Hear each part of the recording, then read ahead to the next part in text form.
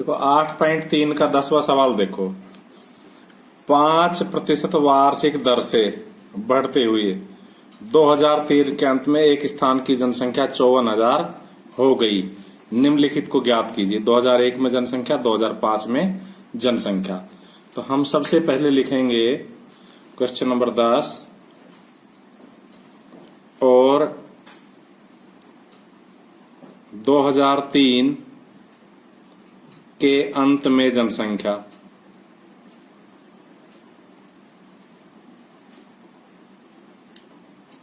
तो 2003 के अंत में जनसंख्या है 54,000 और वृद्धि दर है 5%। वृद्धि दर को भी आर से ही लिखते हैं और वो 5% है। तो हमें पहला सवाल ज्ञात करना है 2001 में जनसंख्या। माना 2001 में जनसंख्या बराबर x। अकॉर्डिंग टू क्वेश्चन, प्रश्न के अनुसार 2001 में जनसंख्या को अगर हम 1 + r बटा 100 की पावर n से गुणा कर दे तो 2003 में जनसंख्या आ जाएगी। यानी कि जब भी हमें पहले की जनसंख्या मालूम हो तो उसको 1 + r बटा 100 की पावर n से गुणा करने पर उसके बाद की जनसंख्या आती है। ये दिमाग में रखने की बात है। इम्प्लाइज देखो 2001 में जनसंख्या हमने x मान रखी है, 1 + r का मान 5% है बटा 100। और क्योंकि 2001 से 2003 के बीच में 2 वर्ष होते तो की पावर 2 बराबर 2003 में जनसंख्या है 54,000, तो बराबर 54,000। इस तरह से इक्वेशन बन जाएगी। इस सवाल में मूल बात ये समझने की कि हमेशा पहले की जनसंख्या को 1 + r बटा 100 की पावर n से गुणा करने पर बाद की जनसंख्या आती है। इसलिए अगर बाद की जनसंख्या दे दे तो पूर्व की जनसंख्या को x मान के और x को 1 + r बटा 100 की पावर n से गुणा करेंगे तो उसके बराबर आ जाना चाहिए। यानी उल्टा सवाल है, रिवर्स सवाल है। इससे अगला जब इसी का दूसरा करेंगे तो उस उल्टा सवाल हो जाएगा। तो देखो उसी तरह एलसीएम लेंगे जैसे चक्रवर्ती ब्याज में लेते थे।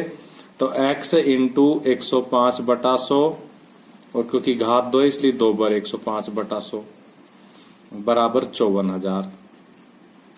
अब हम x का मान निकाल रहे हैं तो ये 105 बटा 100 उधर जाएगा तो उल्टा हो जाएगा 100 बटा 105। यानी कि 54,000 गुणा 100 बटा 105 गुणा 100 बटा 105। अब देखो ये कैलकुलेशन आपको करने आ जानी चाहिए। मैं आपको बहुत बार कैलकुलेशन करने सिखा चुका हूं। तो इसमें हम अगर काट देते हैं इसको 5 से तो ये 20 बार कट जाएगा, 5 से 21 बार कट जाएगा, ऐसे ही 5 से 20 बार कट जाएगा और ये 5 से 21 बार कट जाएगा। अगर इसको 3 से काटे तो ये 7 बार कटेगा, इसको 3 से काटे तो ये 18 के आगे 3 0 आ जाएगी। फिर इसको 3 से काटे 3 7 21 और ये 6,000 हो जाएगा। ऊपर वाली सभी संख्याओं को अगर हम गुणा कर लेते हैं तो हमारे पास गुणनफल आएगा 24 और 5 0, 1 2 3 4 5 बटा 7 7 49। मैंने भाग पहले ही कर रखा है आपके लिए। ये आएगा 48,979.59। क्योंकि जनसंख्या दशमलव में नहीं होती और ये संख्या 5 से बड़ी है, 50 से बड़ी है, 59 है, इसलिए हम इसको 80 कर सकते हैं 79 को। तो लिखेंगे बराबर 48,980 और ब्रैकेट में लिख देंगे लगभग। तो ये कब की जनसंख्या आ गई?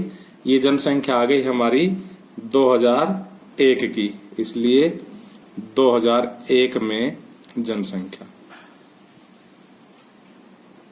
एक उत्तर आ गया हमारा। अब दूसरा सवाल हमारा है नंबर 2, 2005 में जनसंख्या। दूसरे सवाल में हमें क्या ज्ञात करनी है? 2005 में जनसंख्या। क्योंकि 2005 है वो 2003 के बाद में आ रहा है, इसलिए ये सवाल सीधा हो जाएगा। 2003 की जनसंख्या जो कि 54,000 है, इंटू 1 प्लस आर का मान वही 5 है बटा 100, और 2003 से 2005 तक भी 2 वर्ष होते तो पावर 2, यानी कि ये सीधा सवाल हो जाएगा। तो 54,000 इंटू 105 बटा 100, और घात 2 है इसलिए 2 पर।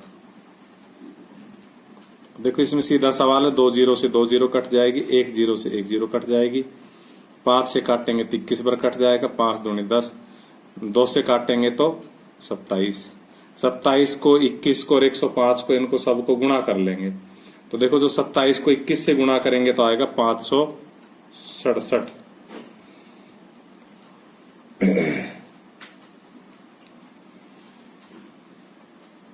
कितना आएगा?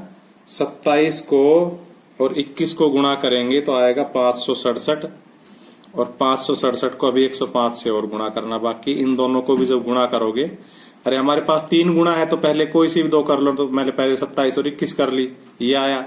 अब इसको 105 से कर लेंगे तो कितना आ जाएगा? हमारे पास आ जाएगा 59,535। तो ये जनसंख्या इसकी आ गई।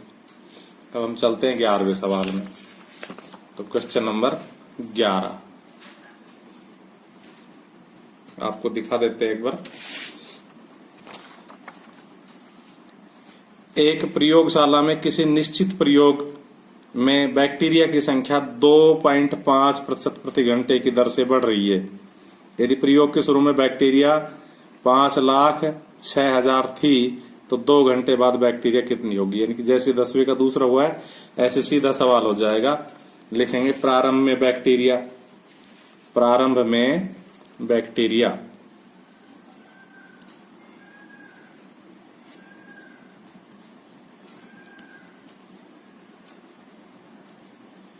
बराबर है 5,06,000।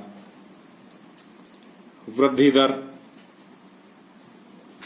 जिसको हम आर से लिख सकते हैं 2.5% लिखेंगे, इसलिए 2 घंटे बाद बैक्टीरिया। जब भी बाद का सवाल पूछे तो सीधा सवाल हो जाता है, तो हम पूर्व के जो बैक्टीरिया 5,06,000 उनको 1 प्लस दर बटा 100, क्योंकि 2 घंटे बाद पूछ रहा है तो पावर 2 से गुणा कर देंगे।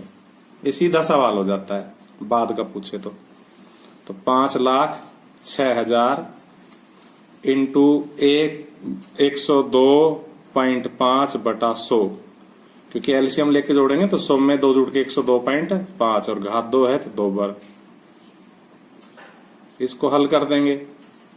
तो देखो इसको हल करने के लिए हम क्या करेंगे? हम इसमें सबसे पहले दशमलव को हटा लेंगे। तो जो दशमलव हटाएंगे, दशमलव बाद 1 अंक, इसलिए 1 जीरो नीचे और लग जाएगी।